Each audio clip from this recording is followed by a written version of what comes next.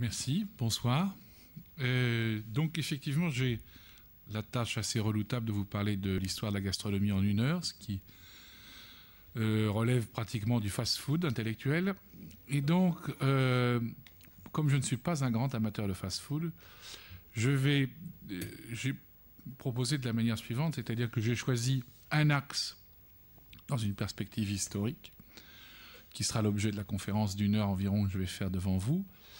Et après, en fonction de vos questions, étant entendu que je n'envisage pas de faire de panorama sur 3000 ans ou 5000 ans, vous pourrez me poser des questions qui vous paraissent soit pour compléter sur des périodes de trous que j'aurais laissées, soit pour approfondir sur les sujets que je vais traiter.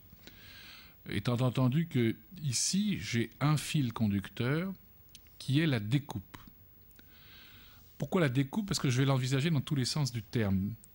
Si vous êtes là, c'est que vous vous intéressez à la cuisine. Or, la cuisine, elle a, en principe, besoin de continu. Or, il faut aller chercher ce qu'il y a dans les champs, ou traire la vache, etc. Puis vous l'emmenez dans la cuisine, vous la nettoyez, vous la préparez, vous la cuisez, et puis vous la servez, vous la mangez, et après vous en discutez. Tout ceci se fait dans un continuum plus ou moins élastique, mais c'est le principe du fonctionnement culinaire qui se distingue du simple fait alimentaire qui est ingérer une nourriture. Bien. Or, dans ce processus continu, s'inscrivent un certain nombre d'opérations de découpe, la découpe de la viande, la répartition des plats, des proportions une fois coupées. Ce que je vais essayer de vous expliquer, c'est qu'en fait, sans vouloir tout résumer à cette histoire de coupe et de découpe, on peut comprendre l'histoire de la gastronomie depuis les temps les plus reculés à partir de cette notion de découpe, pour peu qu'on l'envisage dans tous ses aspects. C'est donc ce que je vous propose ce soir. Alors, je vais prendre comme exemple un exemple très simple et très ancien qui se passe, j'allais dire, environ à l'époque des Babyloniens. Ici, mon point de départ est de considérer que la découpe est tout autant un acte politique, au sens noble du terme, qu'un acte pratique. C'est-à-dire que, en quoi c'est un acte politique? Ça veut dire que vous avez des usages, vous avez des tablettes qui sont écrites à Sumer sur la façon d'inciser la bête. Vous avez des usages juridiques, vous avez des usages religieux, suivant les sexes, les âges, les fonctions, pour savoir qui doit inciser, découper ou pas découper la bête. Prenez des exemples simples que vous retrouvez sur tous les continents et dans toutes les religions. La découpe de la bête est toujours, dans les sociétés anciennes, le fait de l'homme. Pourquoi? Parce qu'elle s'opère avec un couteau, référence phallique évidente, et qu'en même temps elle se fait au soleil, elle se fait dehors, puisque suivant toutes les cosmogonies astrologiques en vigueur à cette époque-là, c'est le soleil qui féconde la lune. Et donc, c'est l'homme qui, en découpant, vous savez que la découpe, vous pouvez le vérifier tous les jours en coupant votre steak, quand vous coupez, ou en allant chez votre boucher, quand vous coupez une viande, vous commencez de la cuire par le simple frottement de la lame sur la chair. C'est pour ça qu'il faut, par exemple, parenthèse, ne jamais faire de steak tartare au mixeur. Puisque sinon, vous surcuisez votre viande. Il faut toujours le faire au couteau. C'est un b.a.-ba qui, je vous rassure, n'est plus du tout observé pratiquement aujourd'hui. Mais cette parenthèse refermée, c'est donc quelque chose de capital, parce que vous avez donc à la fois dès l'origine une découpe pratique et une découpe culturelle. Des textes, des recettes, des protocoles, et évidemment une découpe sociale entre le choix des convives, ceux qui en sont, ceux qui n'en sont pas. Pensez à un des plus anciens témoignages visuels qu'on ait de Sumer, qui s'appelle l'étendard dur, où vous avez le roi de cette époque, qui s'appelle Assur-Nazipal III, et qui reçoit ses généraux après une victoire sur un ennemi XY. Ça nous importe peu. Ils sont là sur un étendard, donc sur une bannière. Il est bien, où est-il placé? Il est placé en tête de table. C'est-à-dire que l'espace se découpe d'un point A, le roi, et vous avez 3 rangs de la bannière où, comme par hasard, les convives sont découpés, c'est-à-dire rangés, par ordre de grade militaire. Et vous pourriez retrouver ça sur d'autres tablettes, ou bien chez les Égyptiens, ou bien chez les Chinois, ou bien chez les Grecs plus tard. Vous avez ce même type de répartition en fonction, ici, de la rétribution accordée au mérite militaire des généraux. Donc, c'est ça que je vais vous expliquer aujourd'hui, en vous montrant que ça n'est pas du tout un aspect anecdotique, puisque ça fait partie, dès l'origine, de la tâche éducative des anciens. Tout simplement parce qu'il s'agit, en expliquant comment on se tient à table, c'est-à-dire comment on découpe son corps et ses manières de table, comment on arrive à concilier la nature, la raison et le plaisir. Je vous ai dit tout à l'heure qu'on trouvait ça dans les tablettes cunéiformes. Plus près de nous, c'est exactement ce que vous trouvez dans Platon, dans le 2e livre des Lois, où nous sommes donc au 5e siècle avant notre ère, où effectivement, les lecteurs découvrent un mot qu'ils ne connaissent pas du tout, c'est un néologisme grec pour l'époque, qui est le mot symphotique, S-Y-M-P-O-T-I-Q-E. C'est quoi, selon Platon, le mot symphotique? C'est une science du comment il faut se conduire dans les banquets, comment il faut boire ensemble, comment il faut couper et manger les mets. Explicitement, il s'agit bien d'une découpe pratique, sociale et culturelle. Donc, ici, il ne s'agit pas, dès l'origine, de désarticuler le mieux possible la bestiole ou de couper les fans d'un légume. Il s'agit d'organiser ça, par exemple, dès Babylone. Il s'agit d'imposer une séparation axiale pour fabriquer des quartiers. Pourquoi des quartiers? Tout simplement parce que, encore une fois, on va pas donner les mêmes. On ne peut pas, si vous coupez un volatile en quartier, par exemple, il y a une recette de pintade au verjus, donc si vous voulez au vinaigre, ou à peu de choses près, un acide si vous voulez, eh bien, cette pintade au verjus, vous n'allez pas donner les mêmes quartiers à un homme, à une femme, à un jeune, à un vieux, à un chef, à un subalterne. Et donc, cela passe comment? Cela passe par la découpe axiale, puis par une découpe axiale qui est d'abord faite par un certain type de couteau, d'abord un couperet, puis un couteau, puis le couteau que vous employez à table. Autrement dit, vous allez codifier les différents types de découpe en fonction de ce que vous voulez faire du produit, soit le conserver, par exemple, les instruments et le travail d'écorchage ou de boucherie ne sont pas les mêmes que ceux que vous utilisez à table.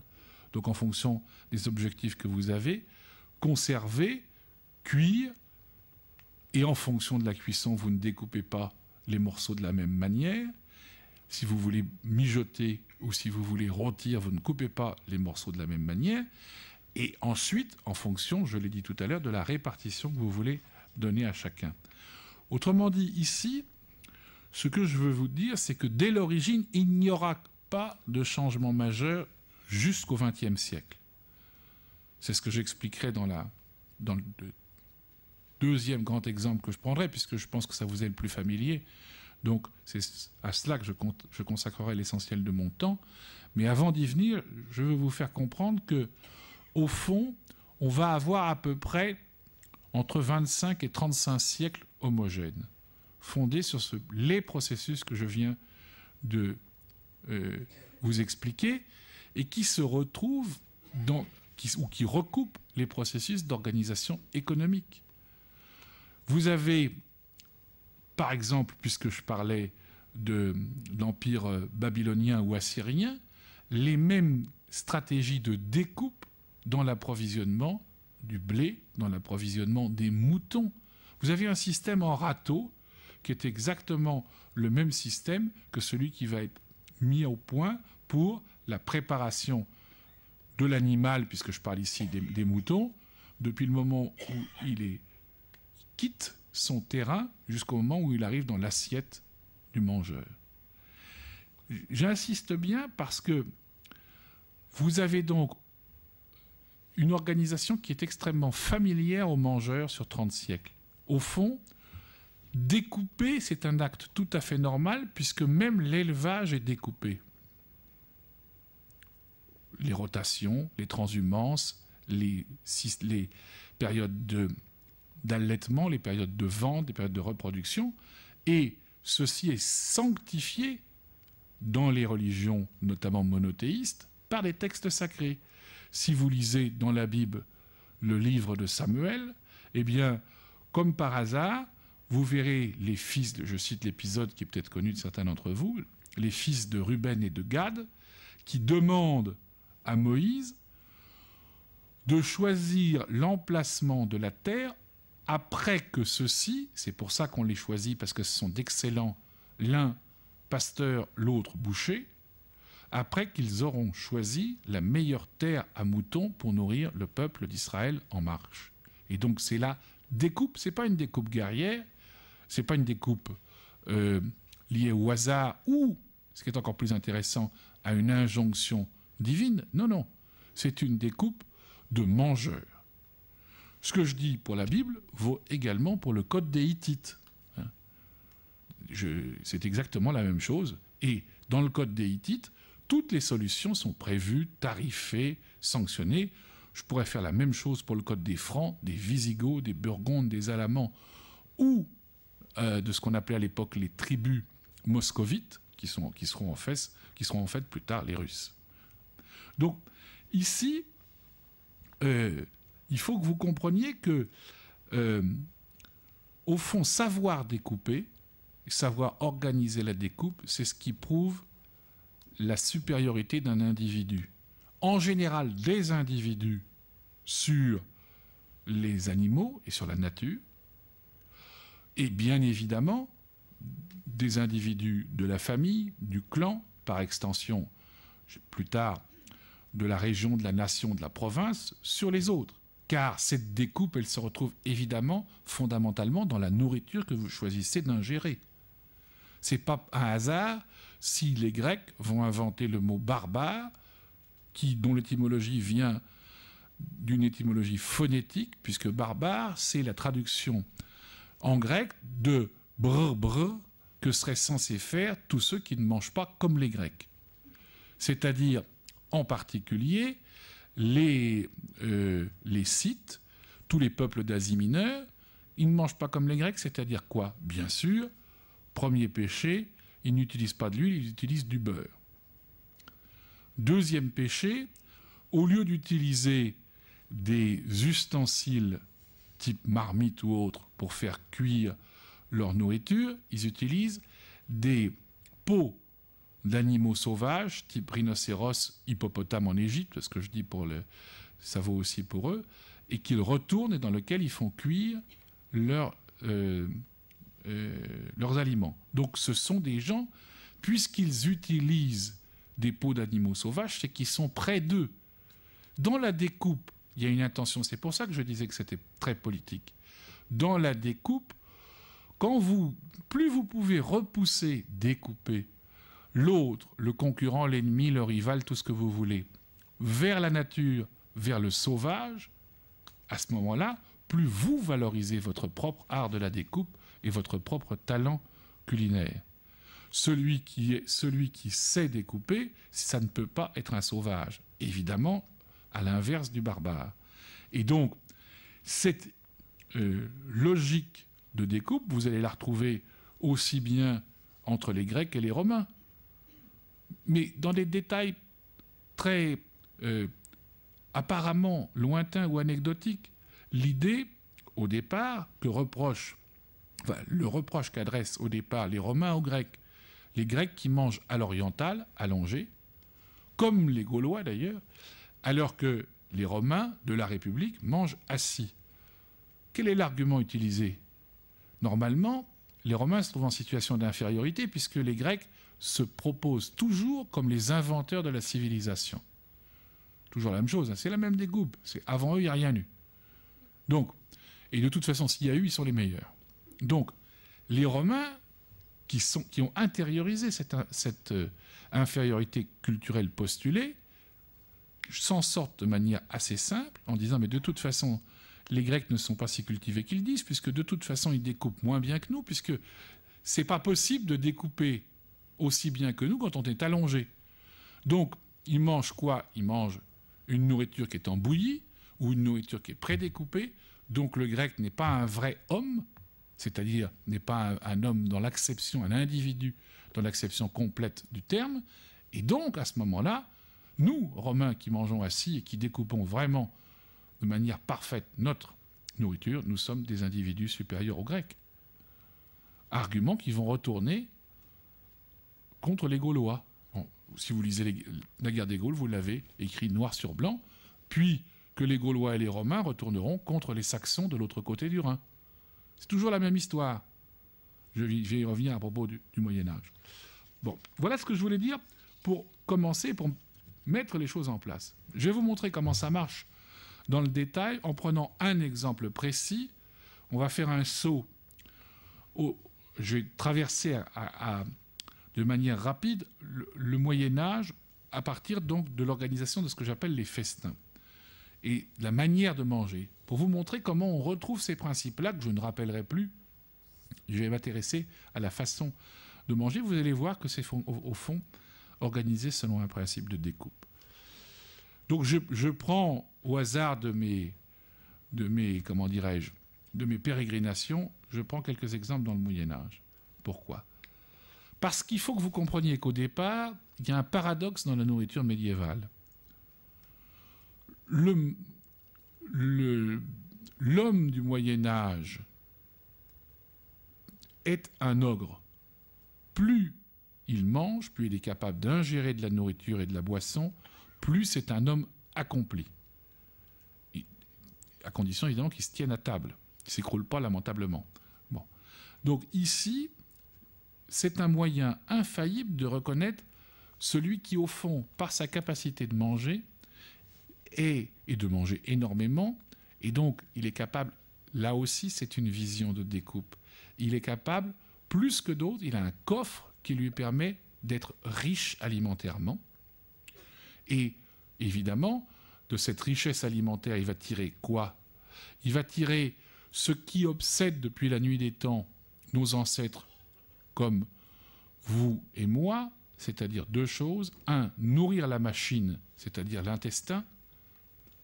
Historiquement, le cœur de l'individu, ce n'est pas le cerveau et pas le cœur, c'est l'intestin. Pourquoi? Parce que l'intestin, c'est l'usine, la forge qui assure les deux choses essentielles à toute génération humaine, les deux hantises.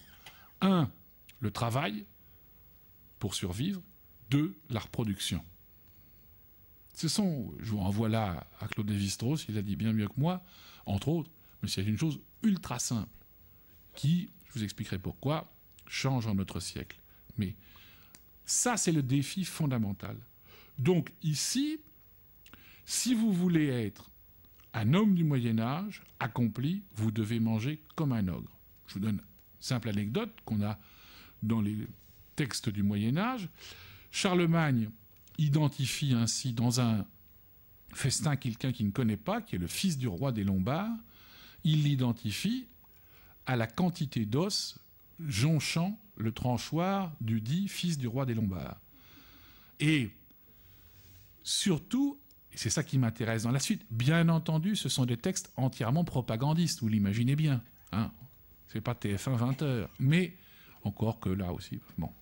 Mais le texte dit, c'était sûrement un valeureux soldat, vu le nombre d'os qui jonchait donc son tranchoir, vu la façon dont il dévorait la viande jusqu'à l'os, puis cassait suçait les os, au point qu'il avait l'air d'un lion vivant dévorant sa proie.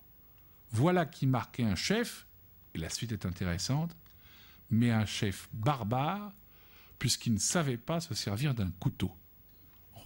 On retombe exactement sur... C'est un ogre, mais un ogre de deuxième classe, puisqu'il ne sait pas découper. Donc le carolingien est forcément fondé à lui dire, soit vous vous alliez avec moi et vous adoptez le système carolingien, soit je vous envahis, je vous fais la guerre et je vous bats. Ça, c'est la logique politique et, comment dirais-je, qui est livrée par le texte. Et vous la retrouvez, évidemment, dans toute la succession impériale carolingienne. Il faut savoir, par exemple, que nous, Français, nous avons failli être gouvernés en 888 par le duc de Spolète. Il s'appelait Guido. Et le problème n'était pas de savoir s'il venait de Spolète ou d'ailleurs. Tout le monde le trouvait, effectivement, il était grand. Il avait été convié et examiné par les évêques, c'est-à-dire qu'on avait testé son cerveau. Ensuite, on lui avait envoyé 2 princesses et il avait montré qu'il était capable d'assurer la tâche reproductive. Donc tout allait bien. Et il y avait l'essentiel qui était maintenant, pour savoir si Guido allait gouverner, ce qu'on n'appelait pas encore d'ailleurs la France, mais le royaume des Francs, si il allait se tenir à table.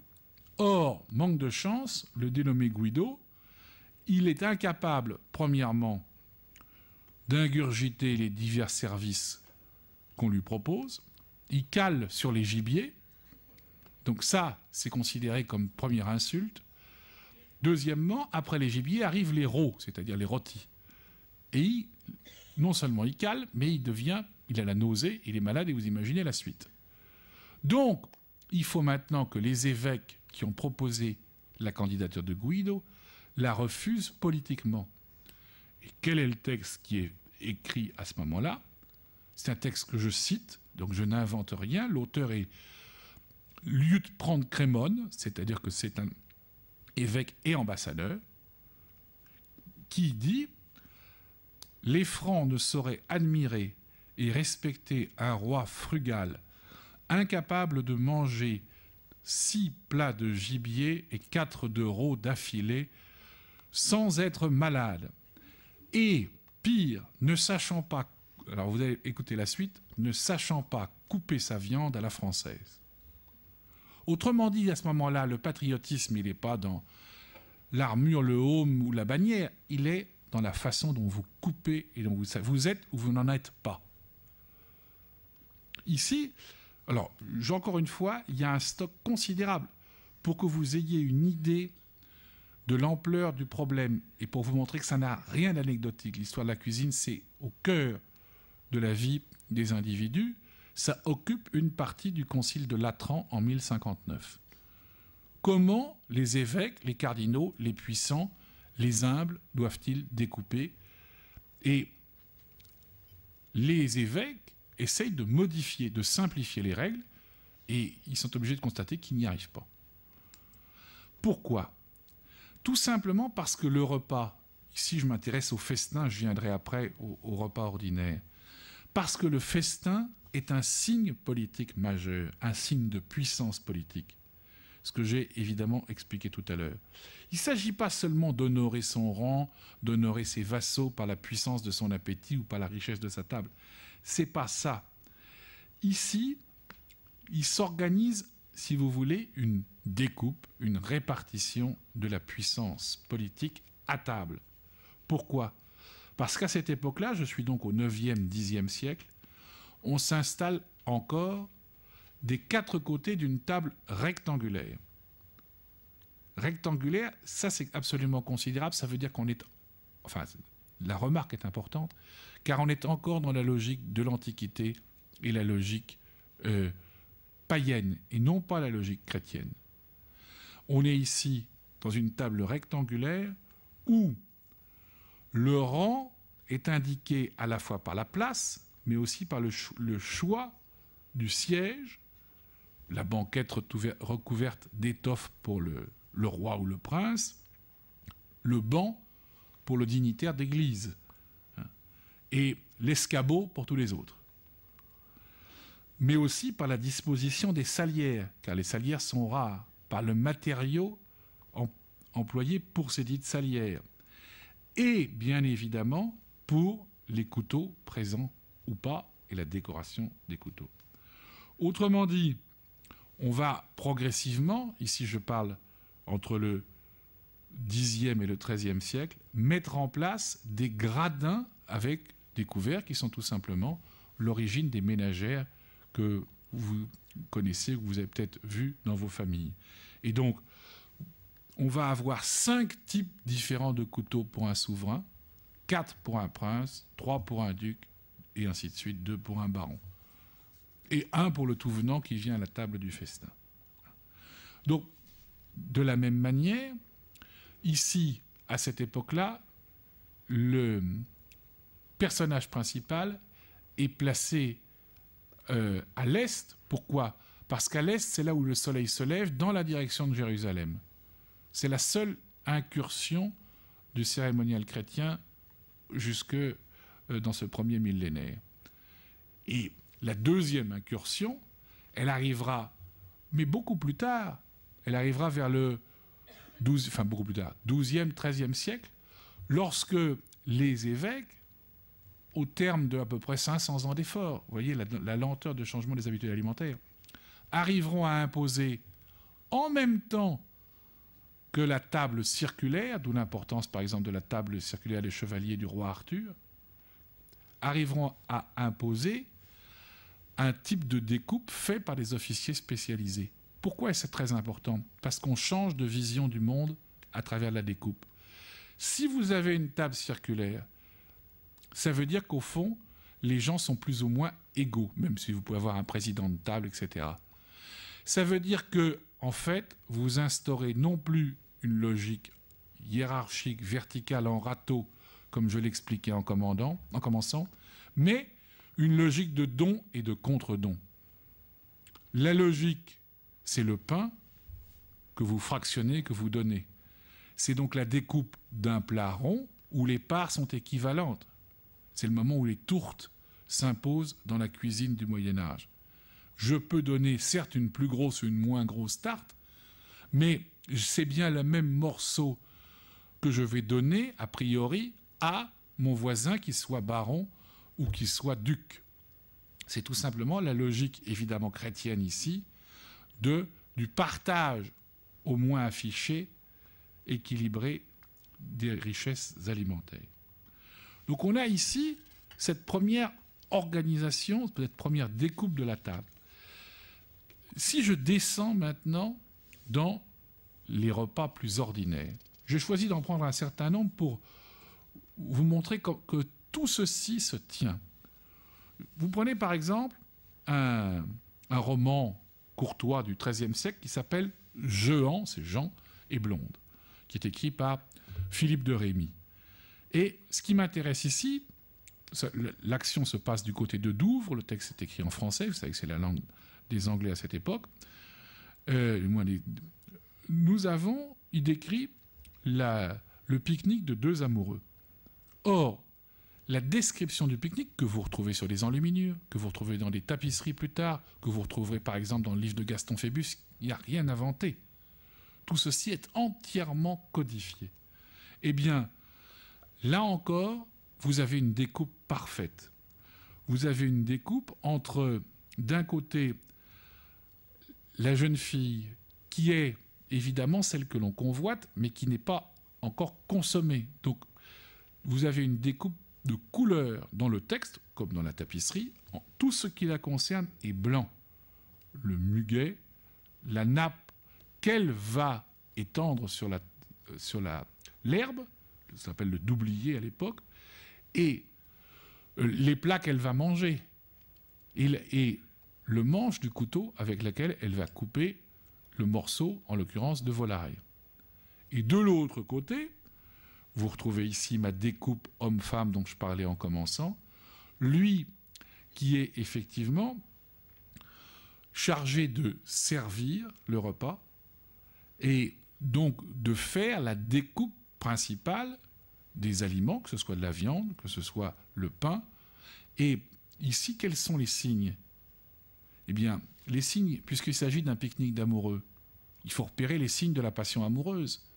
Eh bien, la codification, elle est dans la lenteur, dans la distraction ou non, dans l'exactitude de la découpe, le respect des protocoles, qui, en fonction du fait qu'ils sont observés ou non, témoignent de la passion et sont donc lus comme tels par la jeune fille à laquelle il s'adresse. Autrement dit, dans le récit, quand il se plante, il n'y a pas d'autre mot, sur la découpe du pain et qui donne à l'élu de son cœur les 3/4 du pain pour en garder un, la jeune fille en déduit qu'il est très amoureux. Vous en avez d'autres, effectivement, ou d'autres textes, où la jeune fille se rend compte que l'amoureux est un mauvais amoureux pour elle, parce que justement, alors c'est plus subtil, il ne se garde pas la moitié de la nourriture, non. Il garde soit les bons morceaux, par exemple il y a un texte italien extraordinairement drôle de 1122, où la jeune fille comprend qu'en fait, et c'est ça qui est extraordinaire, l'amoureux n'en veut qu'à la fortune de ses parents. Pourquoi? Parce que l'amoureux lui laisse tous les abats et prend la chair pour... Alors, le texte dit, évidemment, il ne me laissait que des pierres, les abats, comme il ne laissera que des pierres à ma famille. Donc ici, c'est la même chose. Quand vous découpez le repas, si vous ne savez pas découper, répartir, et donc traduire par la répartition votre discours, qu'il soit amoureux, c'est pour ça que j'ai pris cet exemple, ou qu'il soit politique, eh bien, vous vous exposez évidemment à des échecs.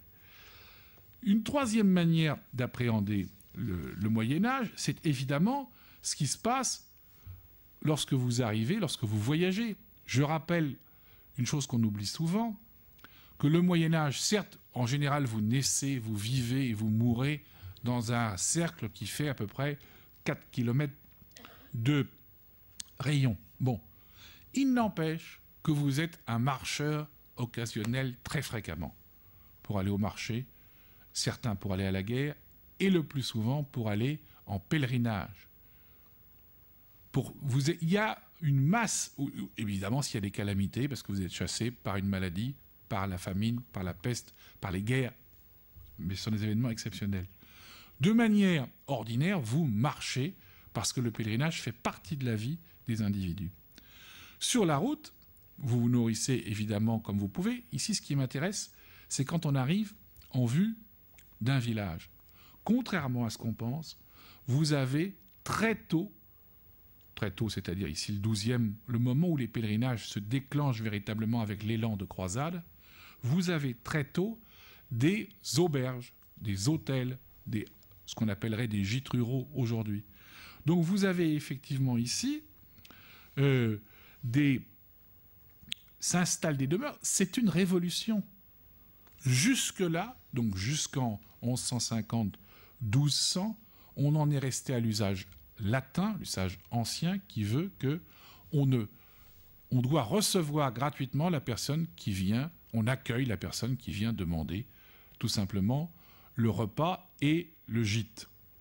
Les derniers à abandonner cette pratique sont les Norvégiens en 1279. Mais sinon, donc on apprend à aller à l'hôtel. Comment est-ce qu'on va apprendre? Là aussi, la découpe fonctionne. C'est l'origine des enseignes. On pense que les enseignes, c'est fait pour faire joli. Mais pas du tout. Ici, vous allez avoir des oies, des perdrix, des coqs de bruyère, le fameux cheval blanc, l'auberge du cheval blanc. Tout ça, ce sont des signes indicateurs, exactement comme nos guides gastronomiques aujourd'hui. Lorsque vous avez un cheval blanc, ça signifie que vous avez une alimentation cossue et que le chef prétend, en tout état de cause, savoir bien cuisiner. Si vous avez un ours, ça veut dire qu'on va vous servir du gibier.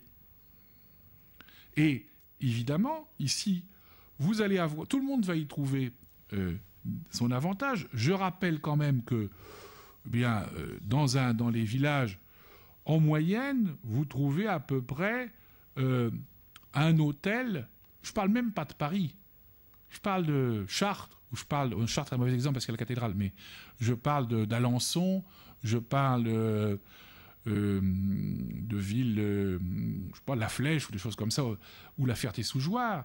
Vous avez à peu près un hôtel ou une auberge pour environ 200 habitants. Donc c'est plus que nos proportions actuelles, beaucoup plus. Et donc ici, vous avez les premiers, là encore les premières découpes. Qu'est-ce qu'on fait? Qu'est-ce que c'est qu'un guide gastronomique, si ce n'est une découpe entre ce qui est bon et pas bon? Ben là, c'est la même chose. Vous regardez les premiers guides gastronomiques de cette époque-là, vous avez, qui sont des guides allemands, eh bien, vous avez les premières indications. Par exemple, je cite un guide de 1292, se méfier de l'hygiène des cuisines françaises, éviter le plus possible de manger au-delà des Pyrénées, dans le sens en allant vers l'Espagne, se méfier de l'huile italienne, éviter l'ivrognerie et la nourriture épicée des Anglais.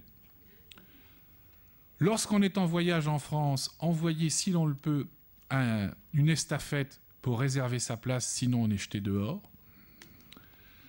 Ne pas s'impatienter quand on est à table en France. Le français est lent parce qu'il croit bien cuisiner. Je ne sais pas si beaucoup de choses ont changé. Enfin, ça, c'est un avis personnel. Et évidemment, les moines vont être au cœur de cette concrétisation alimentaire. Comment? Tout simplement en inventant ce qu'on appelle toujours les moines allemands, qui sont obsédés par ça, des Tischschutz, c'est-à-dire tout simplement des modes d'emploi. Pourquoi? Ce sont des traités de bonne mœurs à table. C'est la même chose que ce que je vous raconte depuis le début de cette conférence. Codifier, donc découper les usages à table. Pourquoi? Tout simplement parce que depuis 2 siècles, donc depuis le début de ces grands pèlerinages, de ces grandes migrations d'hommes, le désordre s'était installé dans les monastères. Les monastères faisaient payer le passage, mais c'était un chantier permanent, c'est-à-dire que vous aviez, évidemment, les gens faisaient des borborigmes incessants, on crachait, on se mouchait, soit dans le vêtement du voisin, soit dans ses vêtements, soit éventuellement dans une nappe, s'il y en avait une, ce qui veut dire que ça concernait tout le monde. Les riches et les puissants comme les ordinaires. Évidemment, les borborigmes n'étaient pas uniquement buccaux, mais intestinaux. On se levait pour vomir le long du mur, et évidemment, on se curait les dents avec la pointe du couteau, et le couteau servait aussi bien à découper qu'éventuellement à menacer quelqu'un pour récupérer un bout de nourriture supplémentaire. Donc, les moines ont une idée très simple, c'est pour rétablir l'ordre, ils ont un argument imparable, on ne peut plus entendre la lecture de l'histoire sainte, donc on ne peut plus crier. Personne ne va les vérifier. Donc, ici, c'est toujours la même chose, mon histoire de découpe, je montre, je cache. J'autorise, j'interdis. Donc, qu'est-ce que je vais faire? Je vais borner le temps du repas pour éviter qu'ils traînent à table, qu'ils s'enivrent, qu'ils se battent et qu'ils se rendent malades. Et donc je vais limiter, c'est une autre forme de découpe, l'agitation corporelle. Comment vais-je la limiter? D'abord par la parole. Je cite un Tischschutz allemand de cette époque-là. Pendant que les autres mangent, n'annonce pas de nouvelles angoissantes. Garde le silence, parle-en après, ou bien tiens des propos sereins et anecdotiques. Deuxième, après la parole, deuxième remise en ordre, les gestes. Pourquoi? Puisque rien ne doit troubler la quiétude provisoire du repas. Puisque ce repas, on le découpe, on le met à part, clos, hors du monde. Ça veut dire qu'il ne faut pas faire de mouvements brusques pour couper la viande ou pour puiser dans le plat. Donc, si vous ne faites pas de mouvements bruyants, il faut tenir les mains au corps. D'où cette expression que vous avez entendue 1000 fois quand vous étiez petit, « Tiens-toi droit, ne fais pas tes ailes de pigeon ». C'est effectivement cette idée-là. Évidemment, même chose, puisque vous contrôlez vos gestes, vous évitez le claquement de langue satisfait. Ou bien, vous évitez de vous récurer les dents à la pointe du couteau. Ou bien, vous évitez, encore une fois, de couper, de tenir par exemple la viande, de couper la viande et de l'avaler sans la poser dans l'écuelle, le tranchoir ou plus tard dans l'assiette. De la même manière, si vous êtes incommodé par votre voisin, vous l'acceptez à table, vous ne montrez pas qu'il vous insupporte, alors qu'avant, vous le menaciez du couteau pour le faire quitter la table. Ce qui évidemment était plus radical, mais bon. Et surtout, là-dedans, il n'est pas question de qualité des plats. Et donc, la première règle d'éducation, c'est qu'on ne commande pas ce qu'on mange. On le commande en dehors. On peut en dire tout le mal qu'on pense de la nourriture des moines, éventuellement le bien, mais on le dit en dehors, on le dit après. Pourquoi ? Parce que ce qui compte, c'est qu'à table, on manifeste par son corps qu'on est sur la route du pèlerinage et donc de l'ascension espérée vers un bout de sainteté. On a un corps redressé, on se tient droit, on n'est pas domestiqué par le goût qu'on a pour la nourriture. Voilà ce qui se passe tout au long donc, du Moyen-Âge, et il y a des transformations au XVIe, XVIIIe siècle. Éventuellement, si vous le voulez, on y reviendra. Pourquoi ça change maintenant ? Eh bien, évidemment, parce que il y a des paramètres qui sont totalement différents. Aujourd'hui, vous ne pouvez plus découper la qualité de la nourriture et du mangeur, soit par la géographie. Par exemple, j'aurais pu vous en parler, on peut faire aussi une découpe de la France en fonction de sa graisse. Les pays d'huile, les pays de beurre, les pays de lard, les pays de saindoux, les pays de margarine. On peut aussi découper, je vous l'ai dit, on pouvait découper la nourriture et les mangeurs en fonction des classes sociales. Aristocratie d'argent, de naissance, bourgeoisie, etc. Et je vous ai parlé du sexe tout à l'heure. Ici, ce qui change, et ce qui change très récemment, nous sommes au cœur d'une révolution. C'est pour ça que nous ne la comprenons pas bien. Elle change après 1945. Et nous sommes effectivement au cœur d'une transformation qui est guidée par quoi ? Qui est guidée par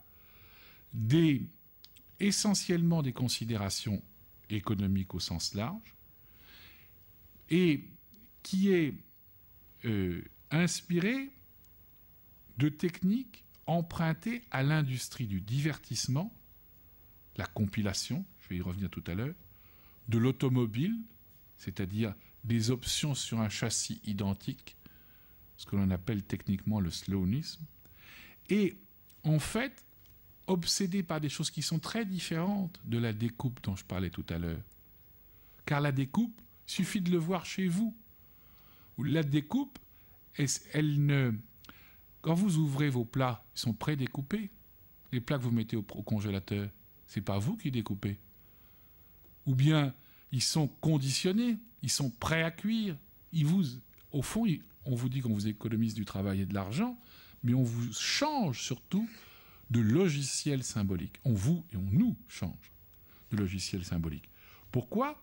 Parce qu'ici, ce qui prime, c'est la mise à disposition permanente, offrir à portée de main du réfrigérateur puis du congélateur, des printemps éternels, c'est-à-dire des fraises en toute saison, des légumes en toute saison, de la nourriture à disposition, je parle ici évidemment des sociétés développées, les nôtres, et des terres lointaines, des produits qui autrefois étaient exotiques, qui ne le sont plus. Il n'y a plus de découpe géographique. Vous avez des avocats, des kiwis, des ananas, vous les avez quand vous voulez, où vous voulez, et éventuellement en conserve ou en tranches surgelées et ainsi de suite. Et disons, vous avez eu une rupture fondamentale avec tout mon propos de départ, vous avez eu une annulation de la découpe spatiale et de la découpe temporelle. Il n'y a plus où il faut faire un effort pour que ce soit des produits de terroir, et ça devient un argument. Il n'y a plus de produits exotiques. Il y a des ananas qui peuvent éventuellement venir de la Martinique, mais c'est un qualificatif, ça n'est plus essentiel à la provenance. Et en matière de temps, le problème, c'est la date de péremption. Mais ça n'est pas la saison, ça n'est pas le temps du ramassage, de la préparation, de la cuisson éventuellement de la cuisson des restes. C'est plus ça votre problème. L'objectif, il est clair. Je ne dis pas qu'il soit condamnable, je dis simplement qu'il faut en comprendre les enjeux. Il s'agit d'organiser et de normaliser une nourriture afin qu'elle ne dérange plus, car la découpe, ça dérange. Vous êtes dedans ou vous êtes dehors. Vous savez découper ou vous ne savez pas découper. Vous avez le droit de découper ou vous n'avez pas le droit de découper. Les enfants, par exemple, ne te servent pas d'un couteau. Quand tu seras grand, tu auras le droit de te servir d'un couteau. Je vous rappelle qu'une des plus anciennes marques de couteaux français, Opinel, avait dès sa fondation prévu des couteaux pour les enfants à bourron. Donc ici, on est dans une logique qui est une logique très ancienne et qui bascule. Et elle bascule pourquoi ? Eh bien, évidemment, parce que ici, on a changé, nous sommes en train de changer de système économique et de système symbolique associé à ce système économique. Je prends un exemple tout bête.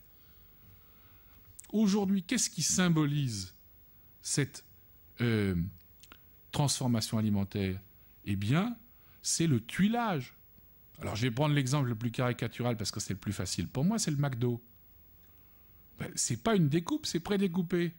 Vous avez simplement, on vous a prédécoupé des saveurs. La saveur salée, le fromage, la saveur acide, le cornichon, la saveur sucrée, l'oignon, le ketchup, puis la viande. C'est une construction totalement artificielle. C'est une énumération, un empilement, pas une organisation, mais qui a un énorme avantage. Vous avez tout un repas enfilé en continu. Souvenez-vous de ce que j'ai dit en commençant. Et donc, qui rassasie en un instant bref. Or, c'est un procédé que vous pouvez reproduire. Vous pouvez le reproduire, évidemment, par exemple, en lyophilisant, par exemple, en vaporisant. Pensez à une chose simple, en turbinant la vaporisation. Aujourd'hui, pratiquement dans un tiers des restaurants, et vraisemblablement on sera à la moitié d'ici à la fin de la décennie, vous avez des extraits parfumés qui représentent, qui découpent le goût exact, par exemple, d'une fraise. Quel est ce goût de fraise ? C'est un goût toujours exact, toujours parfaitement découpé. Un goût totalement faux, donc par rapport à la nature, puisque vous le savez aussi bien que moi, le goût de la fraise est évidemment variable. Pas seulement en fonction des espèces, mais aussi parce que d'une année à l'autre, d'une saison, d'un lieu, enfin bref, il y a plein de raisons. Simplement, ce goût de fraise, quel est-il très exactement ? Il n'est pas découpé en fonction de la nature. Il n'est plus découpé même en fonction de votre goût ou du mien, des fraises d'enfance, de tout ce qu'on raconte. Pas du tout. C'est le goût des fraises que vous trouvez dans les yaourts, qui sont servis depuis 20 ans ou 30 ans aux enfants, qui sont le goût de notre mémoire, de la mémoire des enfants. C'est pour ça que vous n'avez pas le même goût des fraises en Angleterre, aux États-Unis, en Allemagne et en France, parce que les dosages de yaourt ne sont pas les mêmes. Et donc ici, en fait, vous fabriquez, pour une raison économique, vous fabriquez évidemment une cuisine de la commémoration de votre enfance par le biais économique. Vous voyez bien qu'on n'est plus du tout ici dans une logique de découpe maîtrisée, contrôlée. On ne vous demande pas d'avoir de la mémoire, comme on dit, la purée de maman ou de papa, etc., ou les confitures bonne maman, ce qui sont une aimable plaisanterie. Simplement, on vous demande de retrouver, comme si c'était sur la corde à linge de vos souvenirs, un goût qu'on vous a, un goût industriel, même très bien fait, ce n'est pas le problème, qu'on vous a appris à goûter dès votre enfance. Donc ça n'est plus ici une découpe, c'est un continuum, et un continuum dont le contrôle vous et nous échappe. Alors, encore une fois, il ne s'agit pas de faire un plaidoyer contre, j'essaie de vous expliquer ce qui se passe. Parce que ceci s'explique très bien.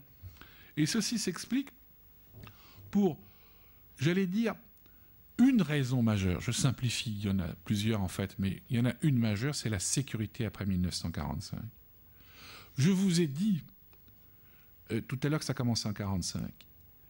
Or, les sociétés, et notamment européennes, mais d'une manière générale, tous ceux qui sont de près ou de loin concernés par le conflit mondial, sortent affamés et épuisés de la Deuxième Guerre mondiale. Je vous rappelle qu'en janvier 1948, à Orléans, des Français manifestent avec des pancartes sur lesquelles il y a inscrit « Donnez-nous du pain ou rendez-nous les boches ».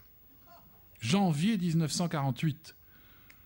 Ils ont en moyenne, à ce moment-là, entre 1300 et 1400 calories jour. Voilà. Donc, qui apporte cette sécurité? Et c'est ça qu'il faut connaître pour comprendre le système actuel. Les Américains. Ce sont les seuls à apporter cette sécurité. Ils apportent la sécurité, plus l'opulence, plus quelque chose qui est capital, si vous m'avez suivi, la douceur des goûts. Le beurre d'arachide, le soda, la confiserie, le chocolat. C'est-à-dire symboliquement une nourriture qui va cautériser la découpe monstrueuse et sanguinolente de la guerre. Et en plus en Europe de la Deuxième Guerre. Cette cicatrice-là, la découpe fabuleuse et horrible qu'a créée la Deuxième Guerre mondiale, seuls les Américains la cautérisent. Personne, il n'y a pas justement de concurrent. Je l'explique longuement dans un de mes livres, ce qui se passe à la foire de Moscou, où il y a Nixon et Khrouchtchev qui se confrontent, et une des raisons majeures, les Russes s'expliquent qu'ils sont en avance dans la course à l'espace, et Nixon répond en allant se faire photographier et faire son discours devant une cuisinière modèle américaine de chez Whirlpool. Il dit « Oui, mais nous, on est capable de nourrir l'humanité entière. » Or, un individu, il va toujours préférer ça à aller dans l'espace. Et cette intuition américaine-là, elle est vérifiée. Et elle permet de comprendre pourquoi, au nom de cette sécurité et de cette douceur, les individus, à commencer par les Européens, puis tous les autres, vont surmonter leurs appréhensions et leurs réticences à surmonter quoi? D'abord les conserves, ce qui était donc découpé, mis en boîte, et donc de la fausse nourriture, éventuellement qui empoisonnait, et puis, dans un deuxième temps, ce qui est lyophilisé, le lait en poudre, ce qui est séché, les cornflakes, puis la nourriture industrielle, c'est-à-dire la nourriture du diable au XIXe siècle, la margarine. Et ainsi de suite, après, vous connaissez ça aussi bien que moi. Et donc, ici, on a un glissement de sens absolu. Ça n'est plus, comme je vous l'ai dit pendant 3 quarts d'heure, la découpe du couteau sur la viande qui allait revigorer l'ouvrier au travail ou le paysan pour la reconstruction de l'Europe. Pas du tout. Ce qui va revigorer, c'est une nourriture désincarnée, séchée, transportée par paquebot, le cornflakes ou le lait gigose. C'est absolument considérable, parce que ça convient en plus à tout le monde. C'est en plus une nourriture démocratique. Et donc, vous cautérisez en partie, en principe, la fracture sociale. Et donc, mon raisonnement se conclut au début des années 50 comme ça, vous justifiez la logique de l'entassement. Pas dans le McDo, il vient après, il vient 15 ans plus tard. C'est encore trop américain. Mais la logique permissive, elle est là. Avec quoi? Tout simplement une chose que vous avez sûrement dû goûter dans les années 50 et au début des années 60, la paella mixte, qui est un non-sens gastronomique. La paella mixte, c'est quoi? Je dis ça pour ceux qui n'ont pas eu la joie de le goûter dans leur premier voyage en Espagne, par exemple, mais aussi en Norvège. Le poulet, plus les coquillages ou les crustacés, plus le poisson, plus le légume. Ce qu'on appelait à l'époque la paella authentique, avec tous les guillemets que vous voulez. Ou en France, de Saint-Jean-de-Luz, parce que, suivant ce que j'ai dit, dès qu'on allait au-delà des Pyrénées, c'était une nourriture immangeable. Donc, a fortiori, ce n'était pas une paella de Valence. Valence, personne ne savait où c'était. Donc, ici, qu'est-ce qu'on fabrique? On fabrique exactement comme le riz de l'Uncle Ben's à la même époque. C'est la même chose. On fabrique un sud de magazine. Puis plus tard, d'images, de cinéma, de télévision, mais vous avez compris le raisonnement. On fabrique un sud identifiable qui donc correspond à cette sorte de terre promise que serait quoi?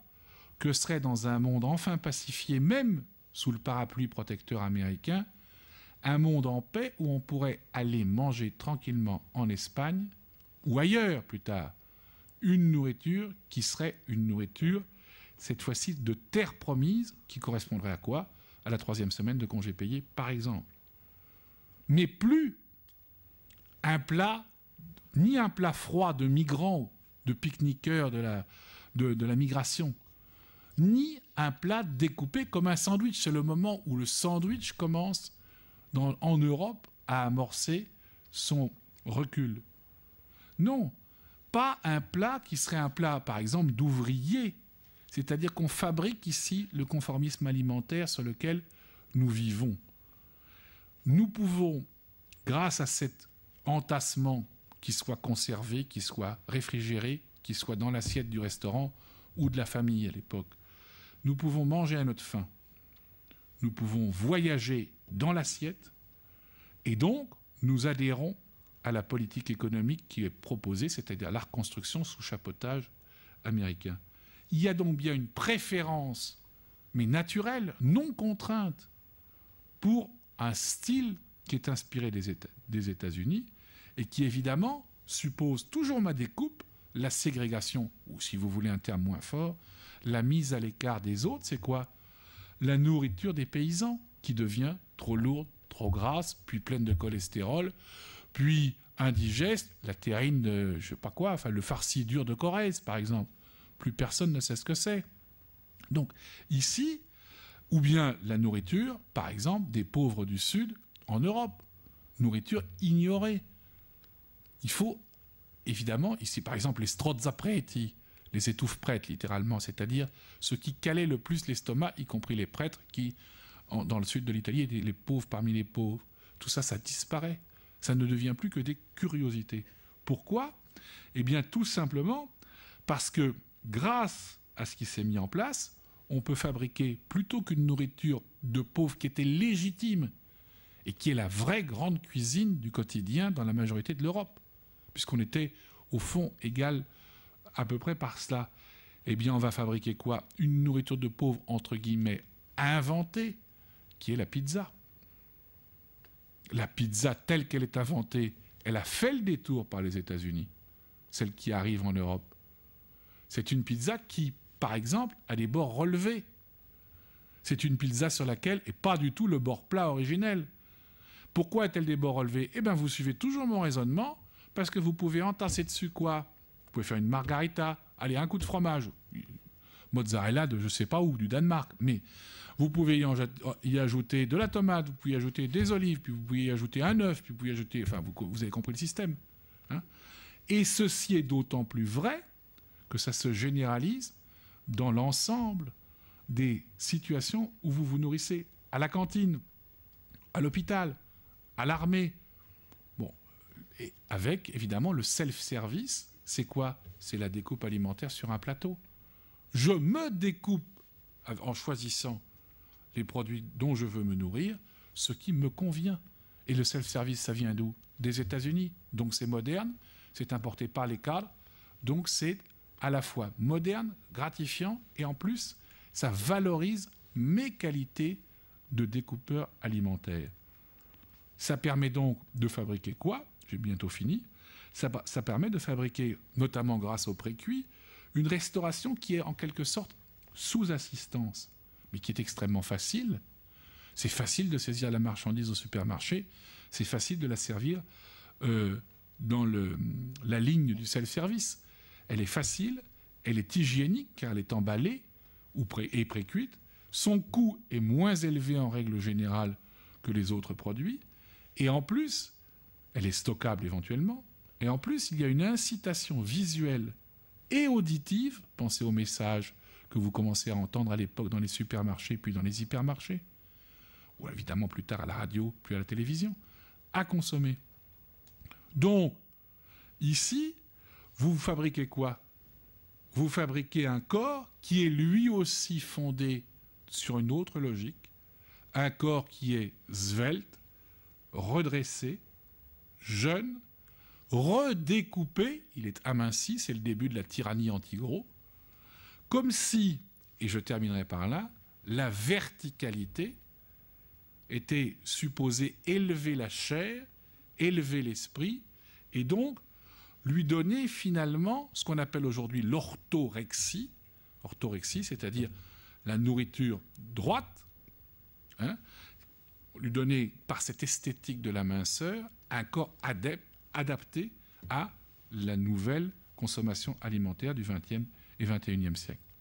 Voilà, merci.